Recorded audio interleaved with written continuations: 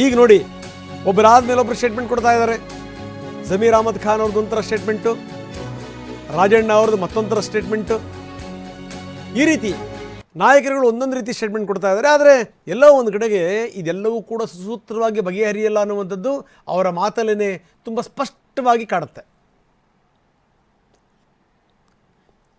ಈಗ ನಾನು ಹೇಳ್ದಲ್ಲ, ಮುಖ್ಯಮಂತ್ರಿ ಕುರ್ಚಿ ಖಾಲಿ ಇಲ್ಲ. ನಾನು ಅವತ್ತಿಂದ ಒಂದೇ ಮಾತು ನಂದು, ಮುಖ್ಯಮಂತ್ರಿ ಕುರ್ಚಿ ಖಾಲಿ ಇಲ್ಲ. ಆ ಕುರ್ಚಿಯಲ್ಲಿ ಮನೆ ಸಿದ್ದರಾಮಯ್ಯ ಅವರು ಕೂತಿದ್ದಾರೆ.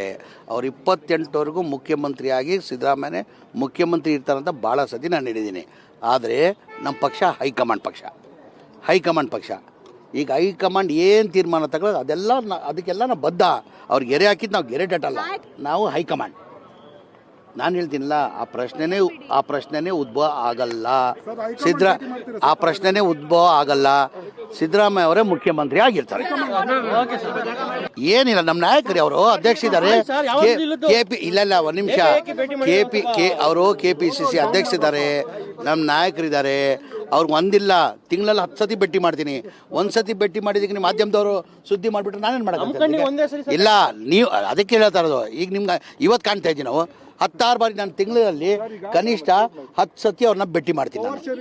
ಹೈಕಮಾಂಡ್ ಇವತ್ತು ಕರಿಬಹುದಾದಂತ ಸಾಧ್ಯತೆ ನಿಮ್ಮ ಒತ್ತಡ ಏನು ಸರ್? ಯಾರು ಕರೀತಾರೆ ಅಂತ ಯಾರು ಹೇಳಿರೋದು? ಕರೀತಾರೆ ಅಂತ ಯಾರು ಹೇಳಿರೋದು? ಖರ್ಗೆ ಅವರು ಹೇಳಿದ್ರೆ ಕರೀತಾರೆ ಅಂತ ಹೇಳಿದ್ರೆ ಕರೀತಾರೆ.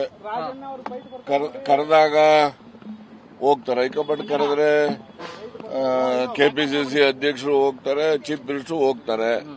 ಅಲ್ಲಿ ಹೈಕಮಾಂಡ್ನವರು ಯಾವ ಉದ್ದೇಶದಿಂದ ಕರೆಸಿದ್ದಾರೆ ಅಂತಕ್ಕಂಥದ್ದನ್ನ ಮಂದಟ್ಟು ಮಾಡ್ತಾರೆ.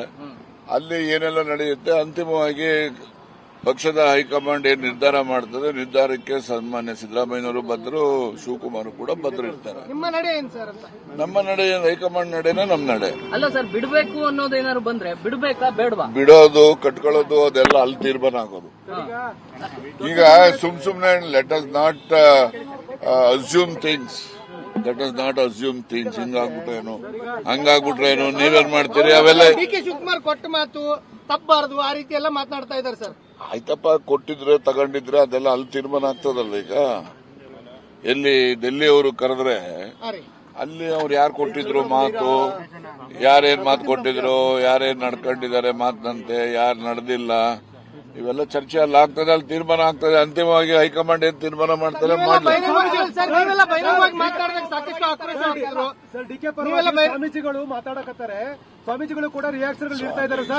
ನೋಡಿ. ನಾನು ಅನ್ಕೊಂಡು ಸ್ವಾಮೀಜಿಗಳು ಸಮಾಜ ಸುಧಾರಣೆ, ಧರ್ಮ ಪ್ರಚಾರ ಮಾಡ್ತಕ್ಕಂಥದ್ದಕ್ಕೆ ಸೀಮಿತವಾಗಿರ್ಬೇಕು. ರಾಜಕಾರಣದ ವಿಷಯದಲ್ಲಿ ಯಾರು ಕೂಡ ಯಾರೇ ಸ್ವಾಮೀಜಿಗಳಾಗ್ಲಿ, ರಾಜಕಾರಣ ಎಲ್ಲ ಪಕ್ಷದಲ್ಲೂ ಇರ್ತಾರೆ, ಅವ್ರಿಗೆ ಬೇಕಿರೋರು ಬೇಡವಾದವರು. ಆದ್ರೆ ರಾಜಕಾರಣದ ವಿಷಯದಲ್ಲಿ ಅವರು ಮಧ್ಯಪ್ರವೇಶ ಮಾಡ್ತಕ್ಕಂಥದ್ದು ಸೂಕ್ತ ಅಲ್ಲ ಅಂತ ಹೇಳಿ ನಾನು ಭಾವಿಸ್ತೇನೆ. ಸರ್, ನೀವು ಬಹಿರಂಗವಾಗಿ ಮಾತನಾಡಿದಾಗ ಸಾಕಷ್ಟು ಆಕ್ರೋಶ ವ್ಯಕ್ತಪಡಿಸಿದ್ರು. ಈಗ ಅವ್ರ ಟೀಮಲ್ಲಿ ಎಲ್ಲ ಬಹಿರಂಗವಾಗಿ ಹೇಳಿಕೆಗಳನ್ನು ಕೊಡ್ತಾ ಇದ್ದಾರೆ ಸರ್. ಅವಾಗೆಲ್ಲ ಮಾತನಾಡಿದ್ರು ಸರ್, ಈಗ ಅವರು ನೋಟಿಸ್ ಕೊಟ್ಟ ಮೇಲೆ ಮಾತಾಡ್ತಾ ಇದ್ದಾರೆ. ನೋಡಿ ಒಂದ್ ಹೇಳ್ತೀನಿ ಕೇಳಿ. ಕಾಂಗ್ರೆಸ್ ಪಕ್ಷದಲ್ಲಿ ನೋಟಿಸ್ ಕೊಡೋದು, ಉತ್ತರ ಕೊಡೋದು ಇವೆಲ್ಲ ಇದ್ದೇ ಇದ್ದಂತದ್ದೇ, ಗೊತ್ತಾಯ್ತಾ? ಸೊ ಹೀಗಾಗಿ ಇವೆಲ್ಲ ರಾಜಕಾರಣ ಅಂತಕ್ಕಂಥದ್ದು ನಿರಂತರವಾಗಿ ನಡೀತಕ್ಕಂತ ಒಂದು ಕ್ರಿಯೆ, ಗೊತ್ತಾಯ್ತಾ? ಅದರಿಂದ ಅದು ನಡೆಯುತ್ತೆ. ಯಾವ್ಯಾವ ಸಂದರ್ಭಕ್ಕೆ ಆ ನಡವಳಿಕೆಗೆ ತಕ್ಕಂತೆ ಕ್ರಮಗಳು ಏನೇನಾಗ್ತವೆ ಅವೆಲ್ಲ ಆಗ್ತವೆ. ಸರ್, ಅಹಿಂದ ಬಿಟ್ರೆ ಕಾಂಗ್ರೆಸ್ಗೆ ಭವಿಷ್ಯ ಇದೆಯಾ? ಎಲ್ಲಾ ಪಾರ್ಟಿಗೂ ಅಹಿಂದ ಇದಾರೆ ಇಲ್ರಿ. ಏನು ಅಹಿಂದ ಕಾಂಗ್ರೆಸ್ಗೆ ಸೀಮಿತ ಇದಾರ? ಎಲ್ಲಾ ಪಾರ್ಟಿಲೂ ಅಹಿಂದನೂ ಇದಾರೆ. ಎಲ್ಲಾ ಪಾರ್ಟಿನಲ್ಲೂ ಕೂಡ ಮೇಜರ್ ಕಮ್ಯುನಿಟಿಗಳು ಇದಾವೆ. ಅದರಿಂದ ಯಾವುದೇ ಒಂದು ಪಕ್ಷ ಅಧಿಕಾರಕ್ಕೆ ಬರಬೇಕಾದ್ರೆ ಸಮಾಜದ ಎಲ್ಲ ವರ್ಗಗಳ ಮತ ತೆಗೆದುಕೊಂಡ್ರೆ ಮಾತ್ರ ಸಾಧ್ಯ ಇರ್ತದೆ. ಯಾರು ಮಾಡ್ತಾವ್ರಿ ಸಹಿ ಸಂಗ್ರಹಣೆ?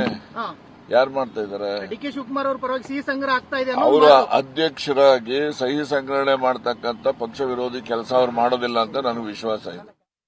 ರಾಹುಲ್ ಗಾಂಧಿ ಅವರು ಒಂದು ನಿರ್ಧಾರಕ್ಕೆ ಬರೋದಕ್ಕಿಂತ ಮೊದಲು ಕೆಲ ನಾಯಕರುಗಳ ಜೊತೆಗೆ ಮಾತುಕತೆ ಮಾಡಿದ್ದಾರೆ. ಕೃಷ್ಣ ಬೈರೇಗೌಡರನ್ನು ಕೂಡ ಕರೆದು ಮಾತಾಡಿದ್ದಾರೆ. ಜೊತೆಗೆ ದಿನೇಶ್ ಗುಂಡೂರಾವ್ ಅವರನ್ನು ಕೂಡ ಕರೆದು ಚರ್ಚೆ ಮಾಡಿದ್ದಾರೆ. ಸ್ಥಿತಿಗತಿಗಳು ಯಾವ ರೀತಿ ಇದೆ ಎಲ್ಲವನ್ನೂ ಕೂಡ ಅವರು ತಿಳ್ಕೊಂಡಿದ್ದಾರೆ. ಅದನ್ನೇ ದಿನೇಶ್ ಗುಂಡೂರಾವ್ ಹೇಳ್ತಾರೆ. ಖರ್ಗೆ ಅವರು ಹೇಳಿದ್ಮೇಲೆ ನಾವೇನು ಹೇಳೋದು? ಅವರೊಂದು ನಿರ್ಧಾರಕ್ಕೆ ಬಂದಾಗಿದೆ, ಸಮಯ ಬಂದಾಗಲೇ ತೀರ್ಮಾನ ಆಗುತ್ತೆ. ಆ ಸಮಯ ಬಂದಾಗಿದೆ. ಈಗ ಖರ್ಗೆ ಅವರು ನಮ್ಮ ರಾಜ್ಯದವರು, ಅವ್ರಿಗೆಲ್ಲವೂ ಕೂಡ ಗೊತ್ತು. 4 ಗೋಡೆ ನಡುವೆ ತೀರ್ಮಾನ ಆಗಿರುವಂಥ ಸಂಗತಿ ಈಗಲೂ ಕೂಡ 4 ಗೋಡೆ ನಡುವೆನೇ ತೀರ್ಮಾನ ಆಗುತ್ತೆ.